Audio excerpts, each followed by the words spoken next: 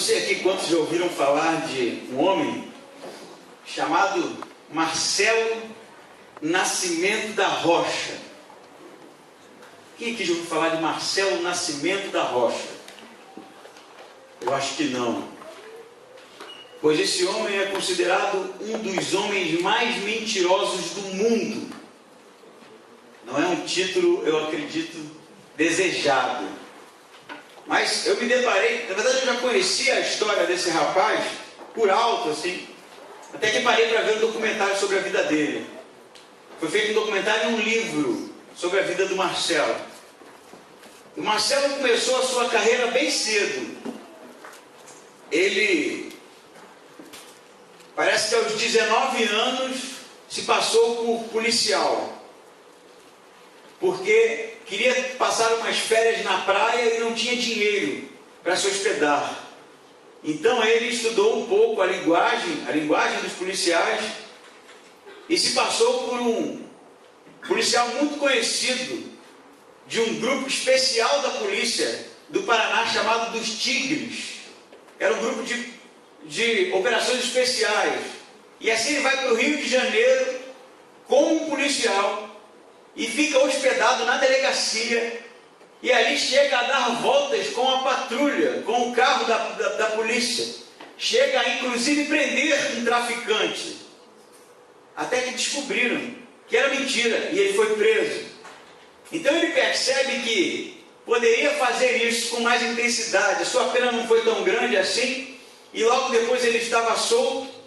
E dentre alguns golpes que ele deu, na verdade, ele não dava golpe, ele enganava as pessoas. Ele fez o que eu acho ter sido, embora trágico, o mais engraçado de todos os golpes na história do nosso Brasil. Ele descobriu que tinha uma festa em Recife de carnaval, e nessa festa só participariam artistas conhecidos, globais, e atrizes famosas. Então Marcelo consegue entrar na festa se passando por um dos donos da Gol. A Gol era a patrocinadora do evento. E ali, quando ele chega, e ele é gordinho, no meio daquele pessoal sarado, o pessoal da saúde, se assim posso dizer, poucas pessoas se importaram com a presença dele. Até que, em um determinado momento, depois de tentar falar com Amaury Júnior,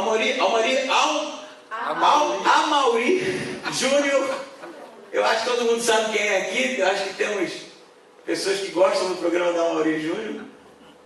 E o programa da Amaury Júnior é sobre justamente esse mundo, hollywoodiano, brasileiro, tupiniquim. E aí quando o Amaury ignorou ele conta isso no documentário, mas quando o Amaury ficou sabendo que ele era um dos donos da Gol, o Amaury correu ao encontro dele para lhe entrevistar. Ele deu uma entrevista em cadeia nacional, se passando como um dos donos da Gol. E assim, depois que as pessoas começaram a perceber que o Amaury estava entrevistando ele, muitos começaram a dizer que era amigo dele de longa data. Atores, atrizes, modelos com sonhos, ambições, se aproximaram, uns conhecidos, e ali ele criou uma roda de celebridades que ficavam lhe paparicando, quem sabe para colocar os seus projetos ali em cima da mesa de um dos possíveis diretores ou donos da Gol.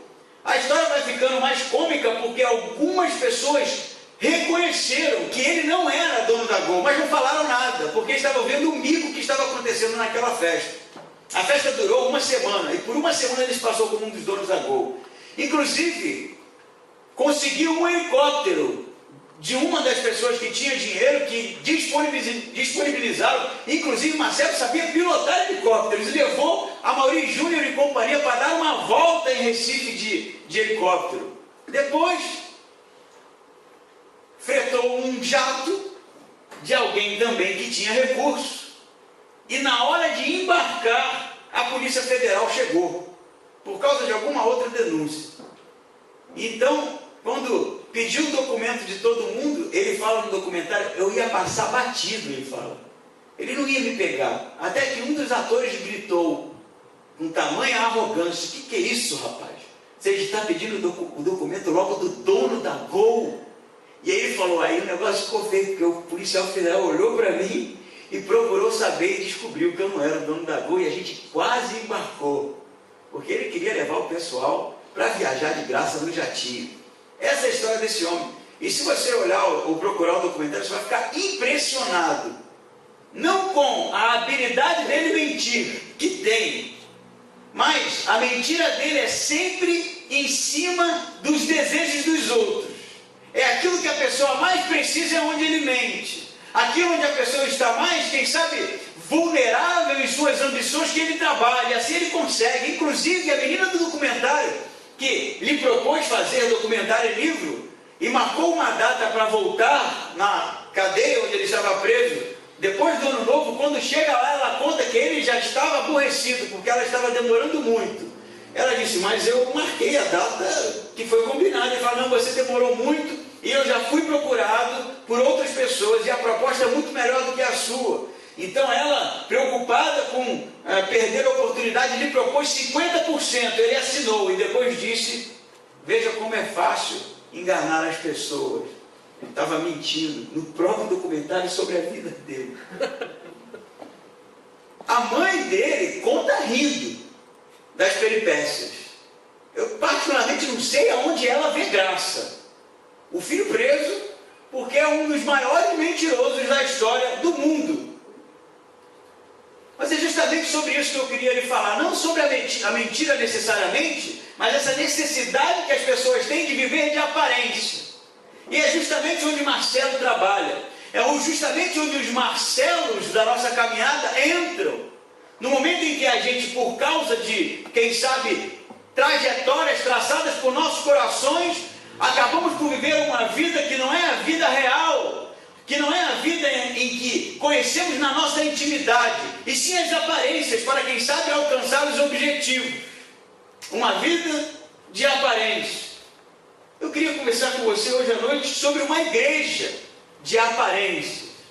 E para que isso aconteça, eu queria que você abrisse a sua Bíblia em Apocalipse, capítulo 3, para que a gente leia junto e conheça a história da igreja chamada Sardes, uma igreja que vivia de aparência.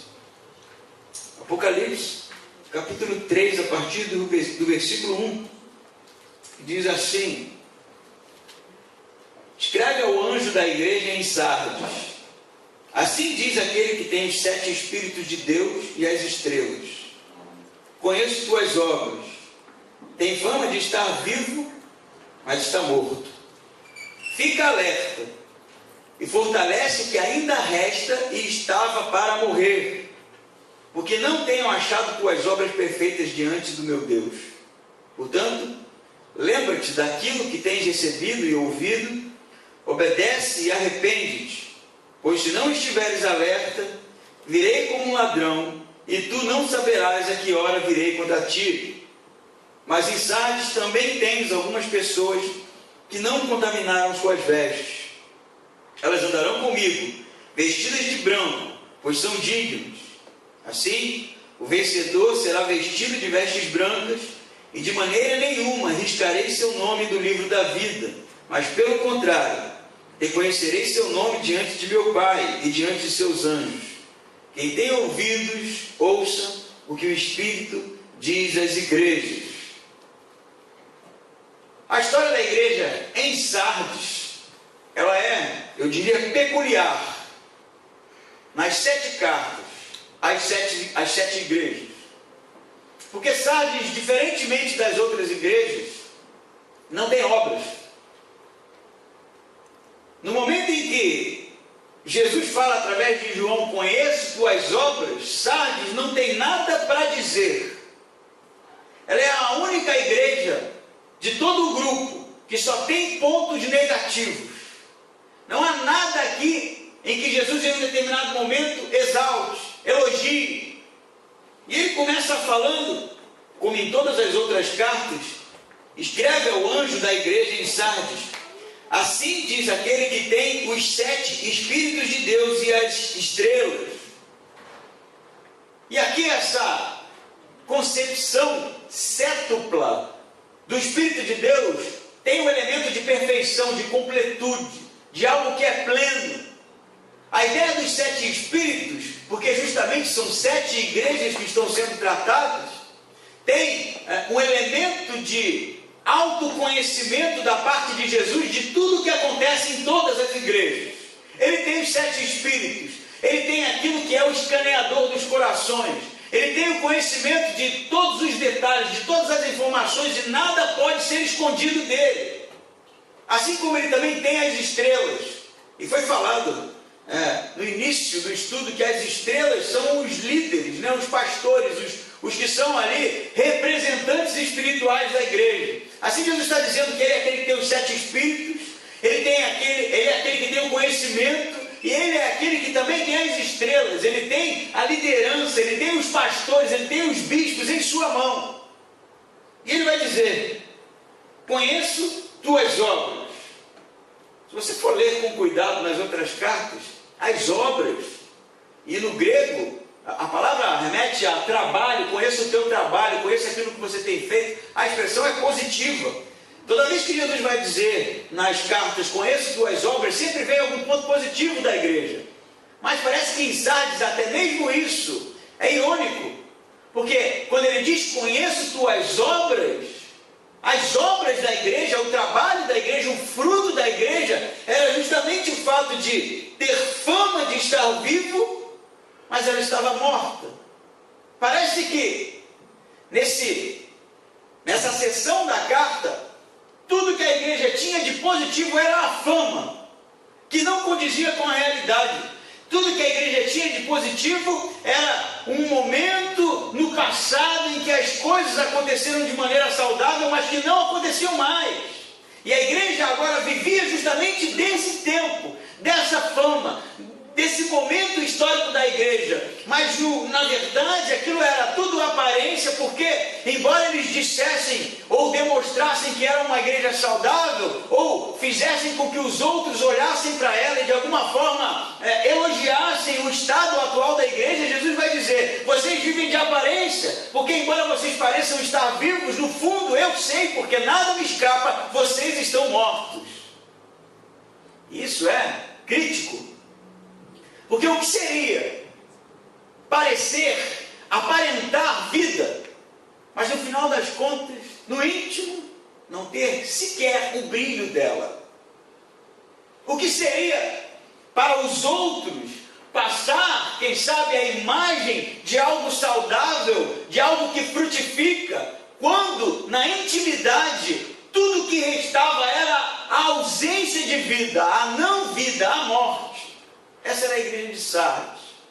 Quem sabe, muitos vão dizer,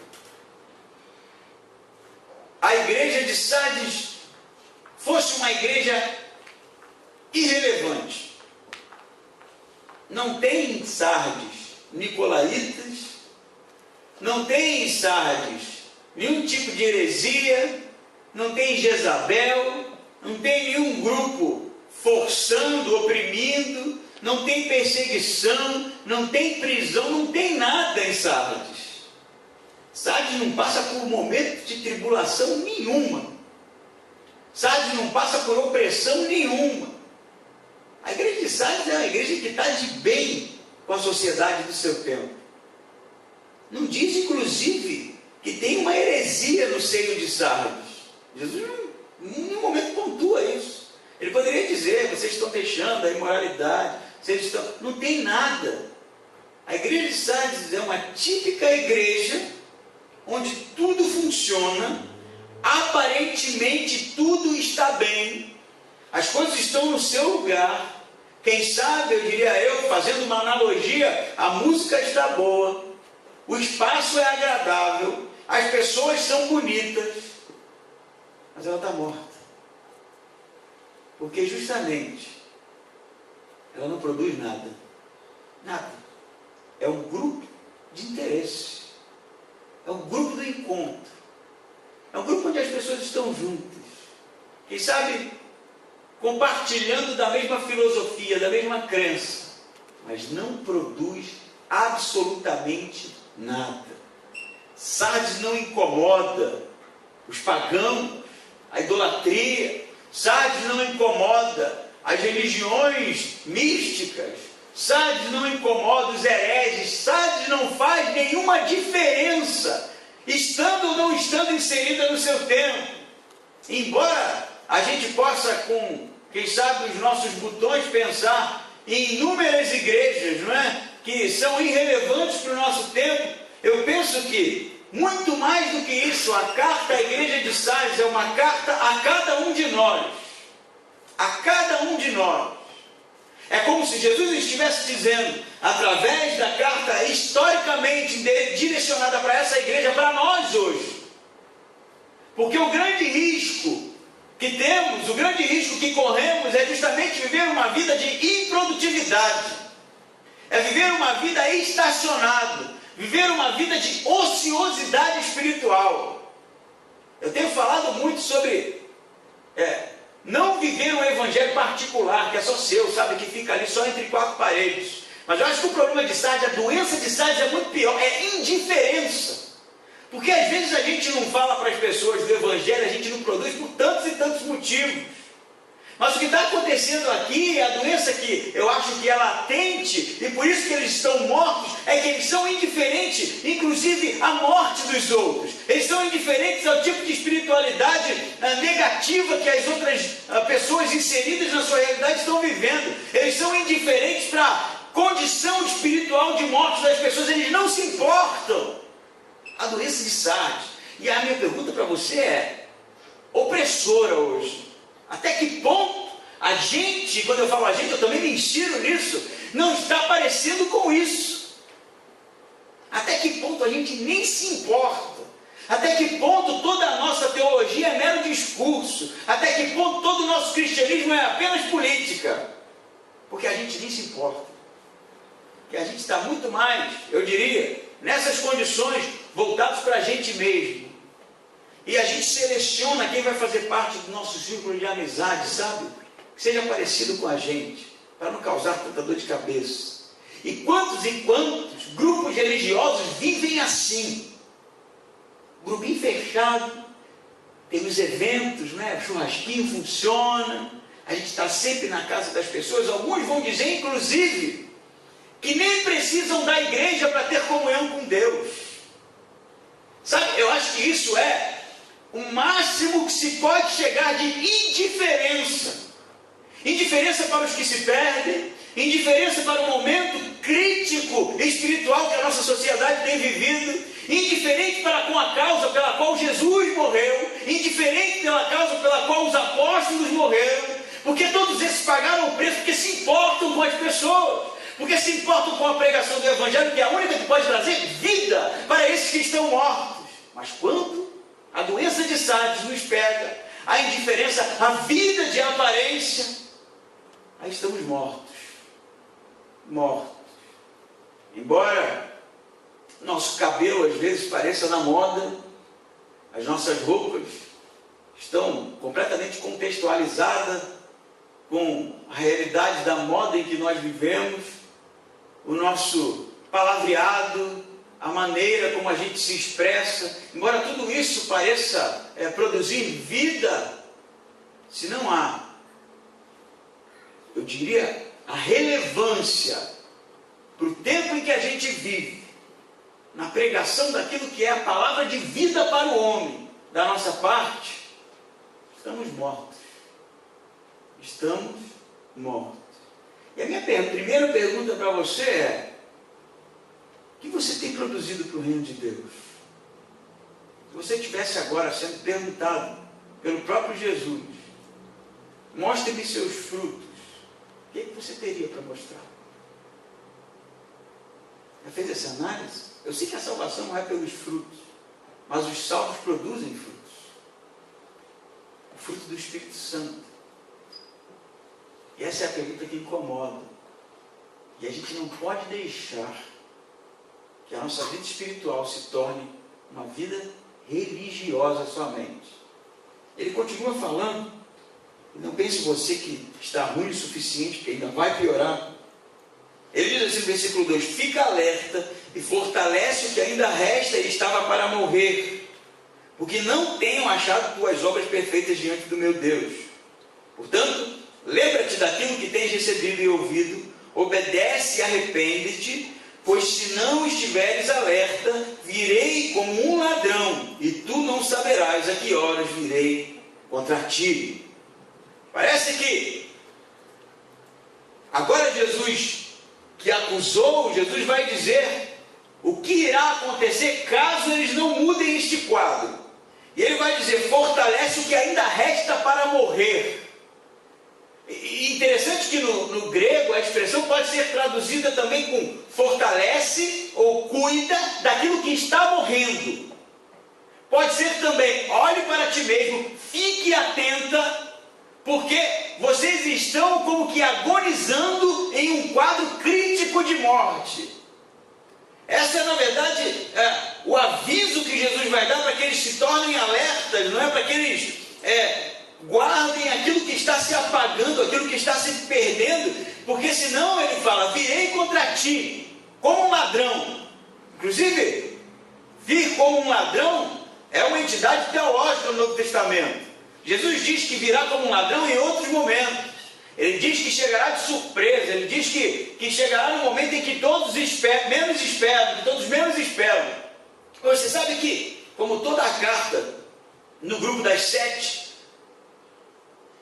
toda a igreja, guarde isso, ela é, eu diria, comparada com a cidade onde ela está inserida. Toda ela. Você pega da primeira carta à 7ª, todas as aplicações, as acusações têm a ver com a cidade. Interessantemente, parece que a gente se molda à cidade, se molda à realidade cultural, se molda à realidade que a gente está inserido, e isso tem uma consequência na vida espiritual se a gente não estiver alerta. Então, Jesus vai dizer para essa igreja: fique alerta, fique vigilante, guarde um pouco que você ainda tem, porque senão tudo irá se perder, e aí eu virei contra você como um ladrão. Você sabe que, curiosamente, a história da cidade é assim. A história da cidade de Sardes, ela é uma história de derrotas, assim, como diria, crasas. Porque a cidade ela era construída em uma elevação intransponível, no cume de um monte, e para subir aquilo ali era algo impossível. Assim, toda a história de Sardes e todo o sucesso da cidade, porque já foi uma cidade muito rica, foi uma cidade, inclusive, que muitos dizem ter cunhado a primeira moeda, foi a cidade que desenvolveu a tintura de lã, uma cidade que muitos disseram nascer ou brotar ouro de suas fontes, e um tempo no passado, porque parece que em uma guerra em que o rei Creso tenta batalhar com o rei Ciro, e depois de uma batalha não muito feliz, porque o oráculo havia lhe dito que se ele atravessasse o rio, ele derrotaria ou acabaria com um grande reino, e no final da história o grande reino que ele acabou foi o dele mesmo. E quando ele volta para a sua cidade, achando que estava ali, quem sabe seguro por causa da fortaleza que era a cidade, um único soldado, que estava participando do cerco da cidade, decide escalar os muros. E ele vai, sozinho. E ele consegue subir e descobrir que não era intransponível. E para surpresa daquele soldado, quando ele chega nos muros, não havia ninguém vigilante. Porque eles não acreditavam que alguém pudesse escalar aquilo. Então esse soldado, ele consegue abrir as portas e a cidade é invadida, e eles perdem a cidade, perdem o seu reino. Interessante que isso vai acontecer 2 vezes. Centenas de anos depois, vai acontecer de novo uma guerra, vai acontecer de novo a escalada do monte, e quando se chega lá, não há ninguém vigilante. Por que então será que Jesus está dizendo para a igreja: sede vigilante? Por que será que Jesus está usando a metáfora da própria cidade para com a igreja? Não seria porque essa igreja estava, quem sabe, arrogante em sua indiferença, assim como a cidade? Ela era tão arrogante, era uma igreja tão, eu diria, de nariz empinado, que ela não estava vigilante, que ela sabe, atenta à indiferença que poderia lhe acometer. Era uma cidade que não estava vivendo a intensidade daquele que é um soldado e está inserido numa guerra e está combatendo um inimigo feroz. Assim, por causa da sua, quem sabe, desatenção, as coisas foram perdendo sentido, as coisas foram se tornando, quem sabe, banais, e a igreja caiu em uma insensibilidade que tornou agora a carta da igreja a Jesus, a carta de Jesus à igreja de Sardes, um grande, eu diria, desafio, para que a igreja mudasse o quadro em que ela estava inserida. Mas o que eu acho mais trágico aqui é que Jesus diz que virá como um ladrão, quando menos se esperar. E aí você pode me dizer, mas como assim? Se Jesus não veio ainda, por que ele diz para a igreja de Sardes que ele virá como um ladrão? Quando eles menos estivessem esperando, ou quando eles menos estivessem esperando, se ele ainda não veio, se ainda virá, será que Jesus não cumpriu com o que prometeu? Ou será que a vinda de Jesus ela é dual? Ela acontecerá no final dos tempos, e ele virá como um ladrão, e ele pegará todo aquele que não estiver preparado de surpresa. Mas ao mesmo tempo, a vida de Jesus sobre a igreja é, na verdade, um anúncio histórico para todos os tempos. Por isso que a igreja de Sardes, quem sabe, não existe mais. Porque há muitas maneiras de Jesus ir contra a igreja. E uma delas é fazer com que ela suma, morra, porque ela é irrelevante. E se uma igreja não produz nada, qual é o fim dessa igreja? Se não, depois que passar toda essa geração, sumir. Isso que eu acho que tem que ser pontual numa igreja saudável. Uma igreja saudável é uma igreja que produz, que vive, que arde a intensidade do reino de Deus. Mas uma igreja saudável é uma igreja que é vigilante, está atenta, sabe, as orelhas em pé. Ele vai dizer uma coisa que eu acho muito interessante para essa porção do texto. Ele diz: lembra-te daquilo que tens recebido e ouvido. O que eles receberam? O que eles têm que se lembrar? Tem que se lembrar porque eles se esqueceram do que eles receberam. É óbvio que o que eles receberam foi justamente o conteúdo original apostólico, a pregação do evangelho ousada, missionária. Isso eles receberam. Por isso que eles são uma igreja em uma realidade pagã, porque alguém foi lá, se não Paulo, se não Pedro, se não algum apóstolo, alguém foi lá. Lembra-te do que vocês receberam, lembra da mensagem original, lembra do conteúdo original, volte a isso. Não deixe a insensibilidade lhe pegar, não deixe a irrelevância lhe pegar. Mas ele diz outra coisa que eu acho interessante e pontual também no texto: lembra-te daquilo que você tem ouvido, recebido dos apóstolos e ouvido. Quem será que estava falando para a igreja? Quem será que estava tentando mudar a realidade e não estava sendo ouvido? Será que é a estrela que está na mão de Jesus, que é um dos líderes, que é um pastor inserido na igreja de Sardes, que tem tentado lutar, que é um desse grupo, da minoria aqui que ainda é fiel, que está insistindo para com a igreja, mas a igreja não está ouvindo? A igreja está apenas escutando e não ouvindo. E esse é, eu diria, uma característica da igreja de hoje. A igreja ouve muita coisa, mas na verdade não tem prática de muita coisa. A gente ouve hoje e domingo que vem sequer lembra do que foi falado. Eu tenho dito que muitos pastores estão trocando a mensagem bíblica por algumas boas histórias, sabe? Porque as boas histórias as pessoas lembram depois. Isso elas lembram.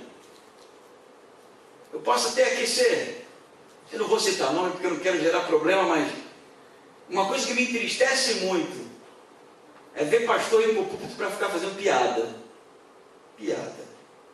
Contando piada, todo mundo ri, quando termina sai todo mundo bem, todo mundo feliz, todo mundo se lembra das piadas, mas não é desafiada a nada. Não é desafiada a nada.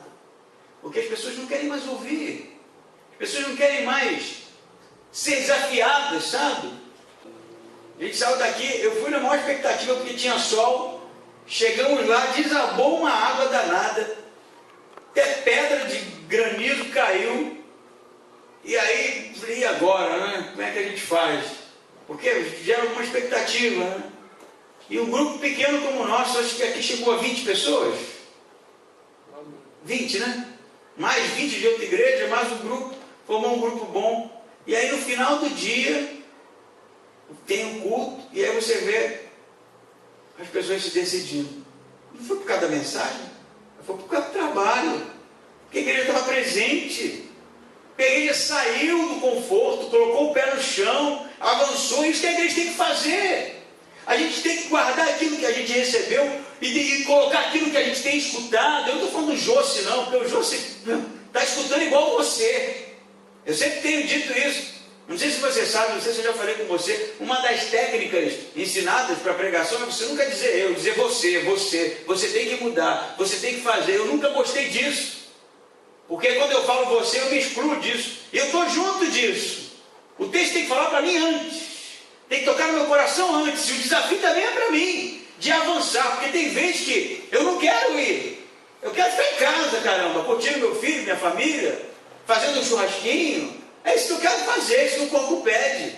Mas a palavra de Deus, ela tem que ser desafiadora, a gente tem que produzir, a gente tem que sair, a gente tem que avançar. A gente não pode gerar em nós, ou gerar na nossa geração, ou na geração futura, quem sabe um pequeno grupo de interesse, uma igreja dos que se amam tanto, que não estão nem disponíveis a abrir as portas para que outros participem. Isso é a morte iminente. Mas a igreja saudável é uma igreja que ela guarda o que recebeu com todo zelo, ela defende a sua fé, ela defende a doutrina apostólica, a doutrina de Jesus, mas ela ouve e produz frutos, e sai, e prega o evangelho da vida. Amém? Amém. Isso de firmeza. Talvez se você não acha que isso é legal, também não fale amém, porque você vai estar fingindo. Amém ou não amém? Amém. É isso, eu acho, né? Mas ele diz assim: mas em Sardes também tens algumas pessoas que não contaminaram suas vestes.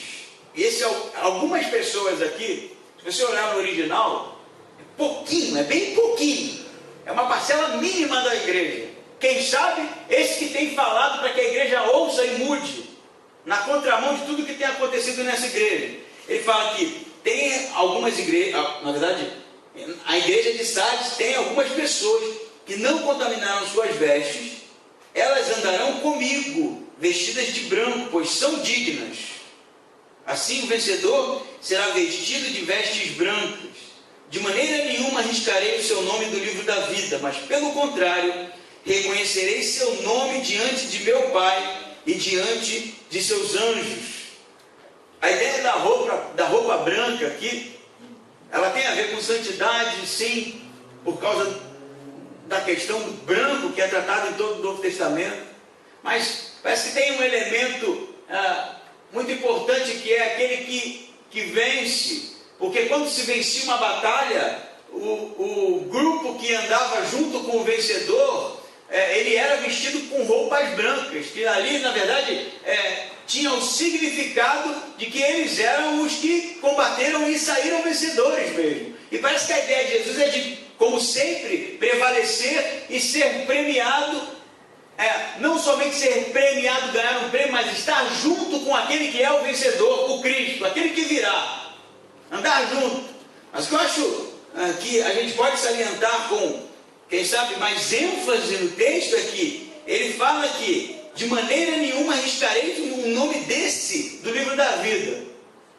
Então, se você tinha dúvida em algum determinado momento se a salvação pode ser perdida ou não, eu te digo, aquele que é fiel, aquele que anda com Cristo, aquele que persevera, de maneira nenhuma ele tirará um nome desse do livro da vida.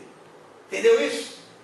De maneira nenhuma. Ele não está dizendo que vai tirar dos outros, ele está dizendo que não vai tirar, porque esse é especial, porque esse andará com ele, se vestirá de branco, fará parte do seu séquito de guerreiros vencedores. De maneira nenhuma tirarei. E o que salta no texto é, pelo contrário, ao invés de riscar, ele vai reconhecer o nome diante do meu Pai. É óbvio que o Novo Testamento já diz em inúmeras passagens que reconhecer o nome de Jesus diante dos homens é, na verdade, algo que acontecerá no céu por parte de Jesus, reconhecendo o nome desse diante do Pai. Mas aqui eu acho que tem um elemento especial, porque ele fala, o nome desse que está comigo, esse que produz, esse que está enganjado, esse que persevera, nunca será arriscado do livro. E o livro é o livro da vida, tratado no próprio Apocalipse, não é? O livro dos salmos, o livro dos santos. Ele fala assim, pelo contrário, eu reconhecerei o seu nome diante do meu Pai. E eu acho que a ideia é essa aqui. A gente sabe que a igreja vai ser perseguida. O livro do Apocalipse mesmo fala isso. Jesus fala isso, princípio das dores. Mas ele fala daqueles que não negaram o nome de Jesus. E a ideia do negar é justamente no momento de opressão, no momento de perseguição, esse que é fiel, ele não abrirá mão. Ele gritará em alto e bom som que o Senhor da vida dele é o Cristo, é Jesus, não é isso? O reconhecimento do nome de Jesus não é só uma frase, é um modo de viver. É uma maneira de se comportar. É aquele que tem Jesus como a coisa mais importante na sua vida. Ele reconhece o nome de Jesus como autoridade, reconhece o nome de Jesus como Filho de Deus e como o único que pode dar salvação. Entenderam isso, né? Reconhecer o nome de Jesus não é dizer Jesus é o Senhor, porque os capetas dizem isso também, eles sabem. Não é dizer, não é uma frase. É algo que faz com que a sua vida reflita isso. Jesus é Senhor da sua vida e isso reflete-se no seu comportamento. O que é que Jesus está dizendo então? De maneira nenhuma arriscarei o nome desses do livro da vida, mas reconhecerei o nome dele diante do meu Pai. Já parou para pensar nisso? O que é que isso significa? Significa que quando chegar o dia final, você vai ser íntimo. Íntimo. Jesus te conhece pelo nome. E ele vai fazer questão de dizer que você é alguém querido e íntimo e amado para o Pai. Você vai estar com as vestes brancas, ali do lado de Jesus, quem sabe abraçado, como um dos mais íntimos, uma pessoa das mais íntimas do que se pode pensar de um relacionamento. E Jesus te conhece pelo nome, vai dizer para o Pai, esse aqui eu conheço, porque esse aqui andou comigo. Está entendendo a intensidade disso? É tão legal, por exemplo, quando a gente encontra alguém que a gente não vê muito tempo, não tem tanta intimidade, ele lembra do nome da gente. Já viu assim? Já passou por isso? Já perceberam alguma coisa assim? Você encontra com a pessoa, você nem sabe quem é direito, mas ele fala assim, oi fulano, meu nome é Nassar. Eu acho, inclusive, se você esperasse de mim, você está bem enrolado, porque eu costumo esquecer o nome das pessoas. Na verdade, eu costumo esquecer o nome e as pessoas. O nome, as pessoas e tudo mais. Eu consigo esquecer a minha própria data de nascimento. E isso não é bom. Mas é bom quando a gente é reconhecido, não é? Já passaram por isso? Uma vez eu me lembro, trabalhando para o trabalho, quando eu era uma pessoa normal, eu trabalhava com qualquer outra pessoa normal, né? E eu tinha uma brincadeira que eu fazia sempre com um rapaz que também trabalhava, não no mesmo lugar que eu, mas a gente pegava um ônibus junto. E ele era cabeludo, né? Ele era bem maior que eu, louro, e cabeludão, bem grandão, assim, bem liso. E a brincadeira era essa aqui. Quem acordasse primeiro, e por exemplo, se ele estivesse indo, né, na frente e não me visse, eu dava lá no Rio chama pescoção, um tapa no pescoço, forte, aquele que estala. Como se chama isso aqui? Cascudo. Cascudo, um cascudo lá é com a mão fechada, aí com a mão aberta, que faz um estalo mesmo, né? Pescotapa, já viu isso? Pescoção, pescotapa, um tapa, meu amigo, um tapa, todo mundo sabe o que é um tapa. E nesse dia, eu tomei alguns, né? Distraído, ele chegava antes, e o dele era sempre mais forte que o meu, porque ele era maior, né?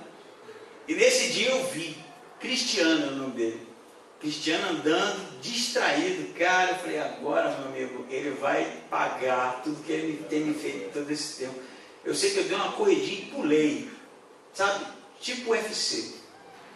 Dei um tapão, meu amigo. Acho que eu fui o mais forte que eu dei minha vida toda. Eu dei um tapão no Cristiano, que o cara chegou a perder equilíbrio, e quando ele virou, não era o Cristiano. E você pensa, 6 horas da manhã, você indo pegar um ônibus cheio, com o calor do Rio de Janeiro e ganhando um tapa.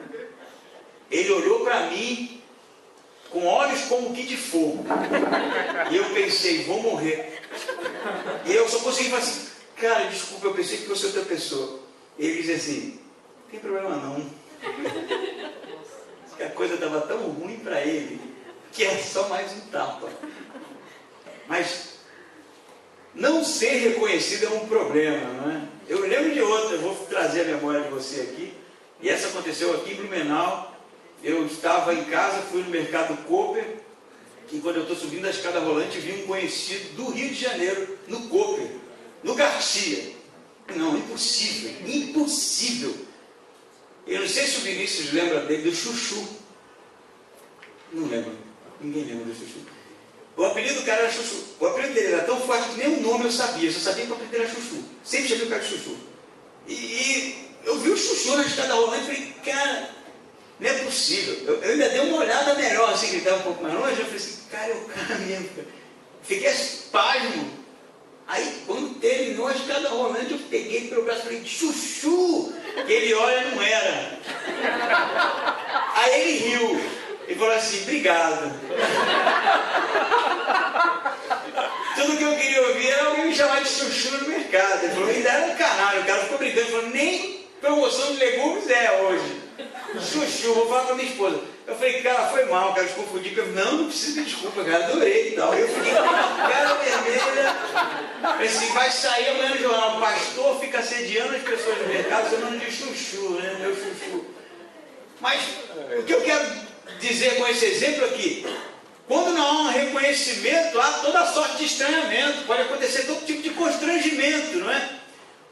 João, o apóstolo, ele vai dizer isso, na sua carta ele diz, não sede tímidos para com a vinda do Senhor. E a palavra tímido no grego tem um sentido de não simplesmente ser tímido quando Jesus voltar, mas não reconhecê-lo, não reconhecer Jesus. Porque Jesus não é segundo o que a gente esperava que ele fosse. Entende isso?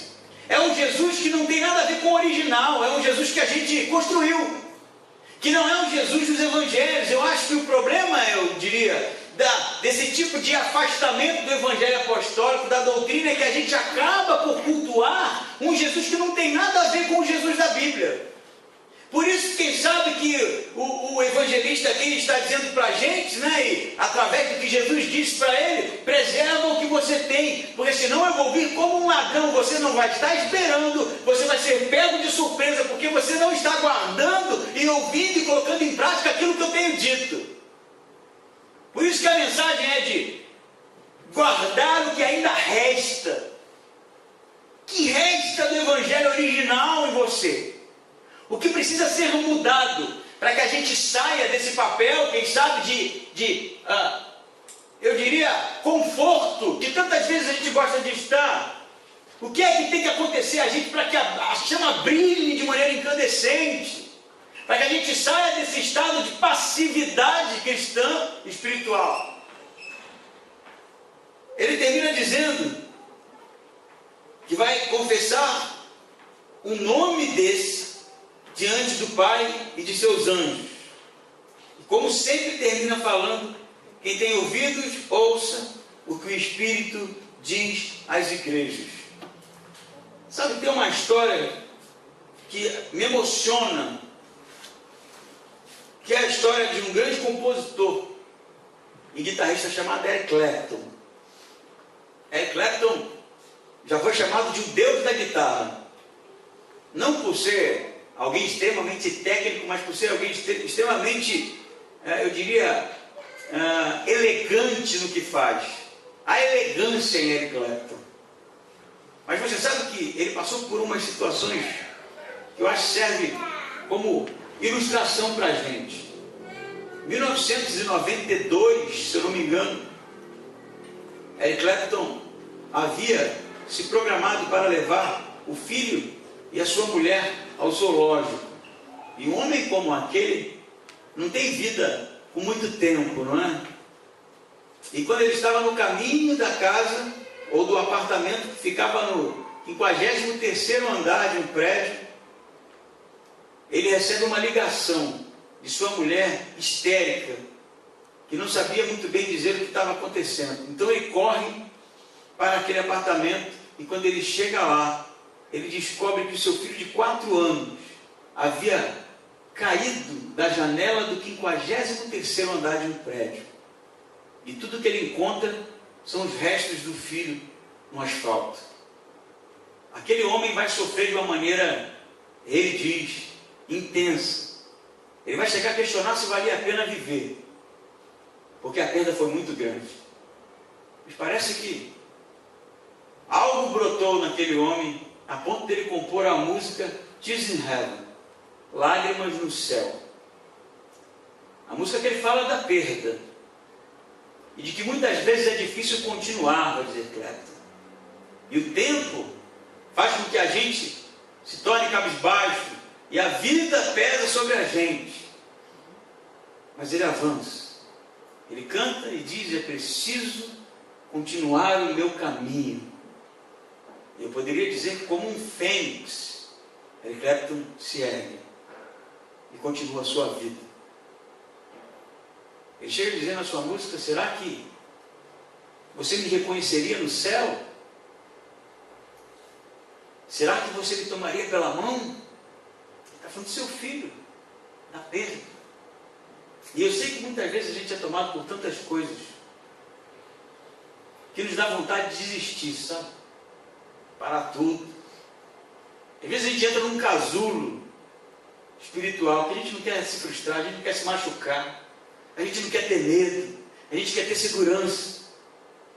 Mas eu acho que, à luz do que aconteceu com esse homem, é hora de erguer a cabeça, preservar aquilo que sobrou, incendiar de novo a nossa alma, o nosso espírito, trazer à tona a mensagem original, o que sobrou do Evangelho descrito por Jesus, ensinado por Deus, e continuar a nossa jornada, e continuar a nossa caminhada. Amém? Amém. Vamos orar? Senhor Deus e Pai.